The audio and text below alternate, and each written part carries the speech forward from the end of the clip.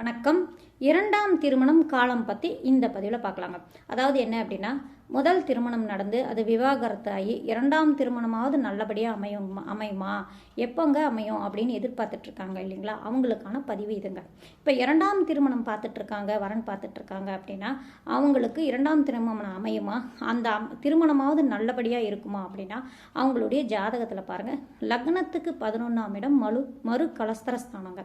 அந்த கலஸ்தரஸ்தானாதிபதி எந்த நிலையில் இருக்காங்கன்னு பாருங்கள். அதாவது 11ஆம் அதிபதியும் 11ஆம் இடமும் எந்த விதத்திலையும் பாதிக்கப்படாமல் பலம் பெற்று நின்று, கலஸ்தர காரகனான சுக்கர பகவானும் எந்த விதத்திலையும் பாதிக்கப்படாமல் பலம் பெற்று நின்று, இப்போ சுக்கரனுடைய திசையோ புத்தியோ அல்லது 11ஆம் இடத்தில் இருக்கக்கூடிய கிரகத்துடைய திசையோ புத்தியோ அல்லது 11ஆம் அதிபதியுடைய திசையோ புத்தியோ அல்லது அவங்க லக்னத்துக்கு 9ஆம் அதிபதியுடைய திசையோ புத்தியோ நடக்குது அப்படின்னா அப்போ இரண்டாம் திருமணம் அமையக்கூடிய காலமாகும். நன்றி, வணக்கம்.